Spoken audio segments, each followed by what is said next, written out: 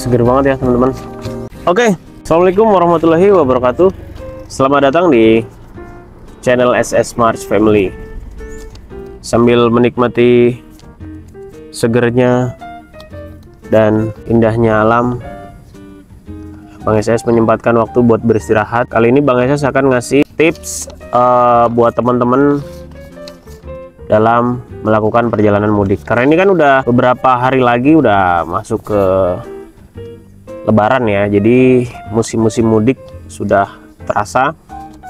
Jadi teman-teman berhati-hati ketika ingin mudik, dan ada 11 rangkuman yang Bang SS buat, tips mudik ala Bang SS judulnya. Jadi saya akan sebutkan satu persatu yang biar mudik insya Allah teman-teman lancar sampai ke tempat tujuan, mau di seputar Pulau Jawa atau di luar Pulau Jawa. Oke, kita mulai dari yang pertama. Yang pertama itu adalah tune up service ke bengkel ya, karena memang bengkel spesialis lebih mengerti kerusakan atau bagian-bagian yang janggal dari beberapa komponen mobil teman-teman yang tidak siap atau yang harus diganti atau yang tidak mampu nanti melakukan perjalanan mudik. Part-partnya itu nanti ada saran untuk diapakan, diganti atau sekedar diservis ya. Jadi bengkel tempat yang baik sekitaran langganan-langganan teman-teman, konsul lah.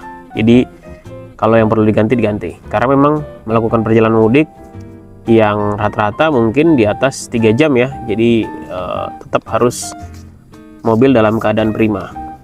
Nah, jadi setelah masuk ke bengkel, teman-teman bisa tanyakan ya, misalnya jenis mobil A nih, penyakitnya apa aja nih Bang, yang sering dijumpai nih, dan penanggulangannya apa aja sih, terus apa aja yang riskan di mobil teman-teman ya. Dari semua jenis kan beda-beda ya, yang menjadi penyakit spesifik mobil tersebut kan apa nih yang sering menjadi kendala begitu.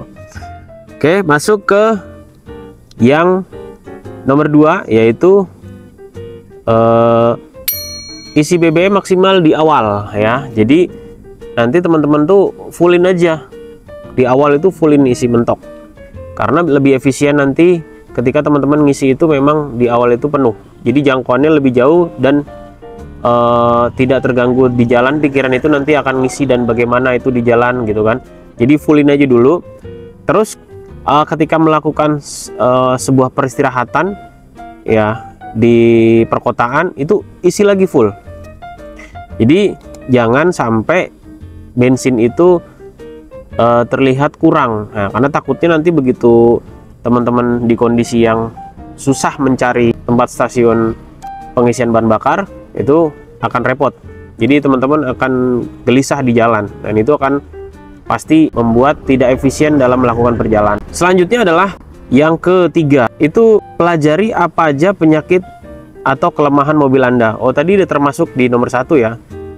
Nah, terus selanjutnya tekanan angin ya. Tekanan angin itu usahakan nitrogen. Kalau yang angin biasa itu mungkin ke ban masanya lebih berat. Yang pertama, yang kedua adalah dia lebih cepat panas ya kalau dalam putaran tinggi dan durasi yang cukup lama. Tapi kalau yang nitrogen itu dia lebih ringan dan tidak membuat mobil itu cepat, rodanya itu atau bannya tidak cepat panas gitu ya. Terus yang selanjutnya adalah pastikan semua takaran itu sudah sesuai. Maksudnya di sini takaran adalah seperti water coolant ya, itu jangan sampai ada yang kurang teman-teman. Dicek dulu di bagian kap mesin. Di beberapa video Bang SS sebelumnya udah Bang SS kasih tahu ya bagaimana cara mengecek water coolant, terus takaran dari oli ya. Pasti kalau oli mah teman-teman pasti sebelum mudik ya, kalau memang belum waktunya ganti ya nggak usah ganti, tapi kalau memang mau diganti, ganti sekalian. Cuman kalaupun belum, pastikan dipsticknya itu dicek levelnya itu cukup atau tidak berkurang ya, nanti bisa merepotkan di jalan. Jadi takaran-takaran, terus air akinya kalau yang basah, pokoknya power steering, minyak, semua dicek ya, termasuk apa-apa yang memang harus di refill ya, kayak buat air wiper gitu kan. Nah, itu semua dipastikan takarannya sesuai ya. Oke, Selanjutnya, kalau teman-teman solo driver, usahakan pakai cara, nah ini Bang SS selalu pakai nih cara ini. Jadi Bang SS itu selalu pakai cara ini kalau teman-teman solo driver. Misalnya perjalanan dari sini ke Jawa Tengah itu kurang lebih 7-8 jam rata-rata, yang bagian tengah Jakarta, Jawa ya, Jawa Tengah. Itu kalau normal ya, mungkin kalau arus mudik dia bisa sampai 10 jam. Usahakan di pertengahan itu minimal sekali berhenti. Jadi dipotong setengah, misalnya 10 jam berarti 5 jam berhenti, atau dipotong 3. Jadi 10 jam dibagi 3, sekitar 3,5 jam teman-teman rest. Karena apa? Ketika teman-teman berhenti, kap mesin dibuka, dicek ada yang kendala nggak pada saat masih di kondisi-kondisi di perkotaan. Kalau sudah masuk daerah-daerah yang sulit, itu teman-teman akan ribet ya. Jadi sambil turun, sambil dicek, istirahat yang teman-teman mau misalnya ngopi ya kan, atau misalnya cuma sekedar sholat, wudhu, itu pas masuk nanti ke mobil lagi, teman-teman adalah bukan orang yang sama. Maksudnya adalah ketika kita duduk lagi di kursi driver, itu kita sudah seger Mas Bro ya teman-teman ya. Jadi beda daripada kita nggak berhenti. Biar apa, yang kalau ada yang rusak-rusak atau ada yang kurang-kurang, itu tiba-tiba kalau dicek di awal masih penuh, terus begitu melakukan 3,5 jam perjalanan, selangnya misalnya ada yang bocor gitu, kan ketahuan di awal-awal nggak terlalu jauh, dan kondisi-kondisi dalam rest area itu kan masih banyak orang ya, bisa minta kita tolong, atau mungkin ada beberapa yang bisa mengerjakan dan bantu-bantu. Intinya jangan sampai kita masuk ke daerah-daerah yang terpencil baru ketahuan penyakit, atau kita juga sudah lelah. Jadi memang banyak sekali manfaatnya ketika kita melakukan istirahat. Terus apalagi yang tadi belum? Yang selanjutnya adalah, oh ya, ini lakukan tipe teman-teman dalam berkendara. Kalau Bang SS itu misalnya mudik, tipenya itu tidak merokok dan tidak seperti driver-driver pada umumnya. Kan ada yang tipe jalan malam berangkatnya. Kalau Bang SS itu nggak kuat ngantuk. Jadi Bang SS itu lebih worth it itu berangkatnya pagi. Jadi setelah subuh Bang SS jalan. Karena nanti ketemu siang. Ya, terus sorenya sudah sampai ke tempat tujuan. Misalnya 8 jam, ya berarti dari jam pagi ketemu agak siang nyampe kampung halaman. Nah, itu pastikan teman-teman tuh tipe yang suka ngantuk nggak di jalan. Karena Bang SS makannya banyak, jadi kadang-kadang suka ngantuk. Sebenarnya nggak boleh. Harusnya kalau dalam perjalanan itu usahakan makannya itu sedikit, jangan sampai banyak, karena akan timbul ngantuk. Kalaupun emang doyan makan, lakukan perjalanannya itu usahakan jangan malam. Tapi kalau yang dia tidak ngantukan atau kuat melek malam, usahakan justru jalannya malam, karena memang lebih sepi ya. Jadi teman bermanuver lebih lega, lebih kosong, lebih enak untuk perjalanan. Itu yang tipe bisa melek malam. Kalau Bang SS nggak bisa, orangnya ngantukan. Jadi kalau malam tuh ya waktunya istirahat, ya Bang SS lelah, nggak bisa. Makanya kenali diri kalian, tipe yang mana, yang jalan malam atau yang jalan pagi. Jangan ngikutin saran orang bisa malam, kita ngikutin malam, belum tentu ya. Jadi kalau Bang SS termasuknya jalan pagi, karena memang malam itu yang ngantuk.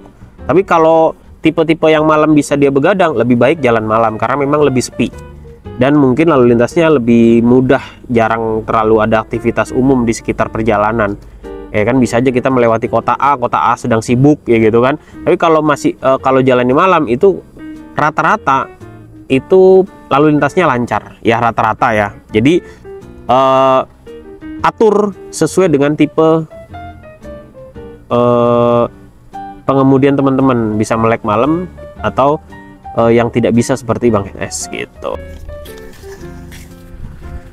Nah, yang selanjutnya adalah, ini dulu Bang SS pernah ngalamin nih, jangan bertarget karena akan mudah lelah. Jadi dulu bertarget nih gini, misalnya teman-teman dari tempat rantauan pengen pulang ke kampung, pengen 10 jam sampai, ternyata 12 jam lebih. Terus nge-map jaraknya sekian, waduh baru 30% nih, masih jauh lagi. Itu pikiran kita akan lelah karena sepaneng terus pikirannya. terus pengennya buru-buru cepet, bertarget jam sekian nyampe, waktu yang ditempuh pengennya sekian jam sampai, itu akan terus. Jadi nanti kalau lalu lintasnya tidak sesuai prediksi, kita akan menjadi tidak stabil emosinya, dan itu berbahaya buat teman-teman yang memang notabene pengen cepet sampai. Sebenarnya untuk saat ini saran Bang Ese tetap ngalir aja. Jadi ikuti bagaimana perjalanan terjadi. Jadi misalnya harusnya 8 jam normal sampai ya, karena memang mudik-mudik lebaran ini kan pasti rame ya. Anggaplah 12 jam nyampe, mau 12 jam mau 20 jam happy aja, karena memang kan kalian mudik ini untuk bertemu keluarga. Jadi keluarga Anda juga nggak bakalan minta kalian buru-buru sampai. Yang penting selamat. Nah, jadi biar bisa kumpul bareng keluarga. Dan kalau kita sepaneng itu tetap akan berbahaya. Jadi mendingan santai tapi sampai daripada buru-buru tapi berbahaya ya, kurang lebih kayak begitu. Oke, selanjutnya adalah siapkan minuman atau permen dan harus ada yang melayani ya, co-driver, co-pilot ya, asisten driver, connect ya. Jadi untuk teman-teman yang dalam perjalanan misalnya bareng keluarga, taruhlah istri tercinta di sebelah kiri, misalnya pengen butuh permen yang ya kan, diambilin permennya, dibukain, disuapin. Karena memang si driver itu tidak boleh menjangkau yang sifatnya mengganggu pengemudian ya, misalnya nyari apa gitu, nah itu setirnya teralihkan, pandangan teralihkan, itu bahaya. Jadi semuanya diservis. Butuh minum, ambilkan, bukain botolnya, kasih minum. Ambil kacang, bukain, kupasin kacangnya, kasih ke suapinnya. Jadi ke suaminya tuh dikasih, disuapin ya. Jadi jangan sampai si driver itu harus nyari sendiri ya. Kalau memang dia jomblo ya jalan sendiri ya. Tapi minimal kalau jomblo pun bawa temen aja. Jadi minimal ada yang servis ya di sebelah kirinya. Dan kalaupun nggak diservis pun minimal ada yang ngajak ngobrol biar nggak ngantuk. Jadi tetap harus, kalaupun pengen minum atau makan, kalau nggak ada yang nyiapin ya mending berhenti, karena memang sambil berkemudi sambil ngambil sesuatu itu bahaya ya. Jadi usahakan di sebelah kiri ada yang layanin, kan begitu. Oke, selanjutnya adalah ketika menghadapi tanjakan curam usahakan jaraknya jauh. Jadi kan kadang teman-teman pulang mudik itu suka ketemu yang tanjakan agak-agak curam gitu, tinggi gitu kan. Nah ya namanya di kampung kan ada naik turun gitu. Usahakan jarak teman-teman dengan pengemudi lainnya itu ada jarak, jangan terlalu dekat, karena banyak sekali kejadian di pegunungan yang misalnya mobil depan kita nggak kuat, kita dapat sundulan dari pantat mobil depan kita, lumayan kan bumpernya kena, dan kita nggak ada spare nanti kalau terlalu dekat. Tapi kalau jauh kita bisa lebih memungkinkan untuk menghindar. Oke, selanjutnya adalah jangan pernah melawan ngantuk ya. Jangan pernah melawan ngantuk mas bro, karena sehebat apapun Anda mengemudi, kalau lawan ngantuk udah tetap aja KO ya. Jadi bahaya. Banyak sekali kejadian driver-driver yang sudah puluhan tahun bawa kendaraan, hanya karena ngantuk mereka maksain, akhirnya kecelakaan. Jadi kalau teman-teman ngantuk, ya itu balik lagi seperti yang tadi Bang Esa jelaskan, jangan bertarget. Kalau ngantuk istirahat minimal 30 menit ya. Jangan misalnya ngantuk didoping pakai bodrek, ngantuk didoping pakai kopi, diguyur ke mata, ya mungkin masih sebentar doang meleknya ya, tapi kan tetap aja ngantuk itu obatnya tidur. Jadi istirahat sebentar baru jalan lagi. Assalamualaikum warahmatullahi wabarakatuh. Sampai jumpa di kampung halaman, kita jalan lagi yuk. Ketinggalan.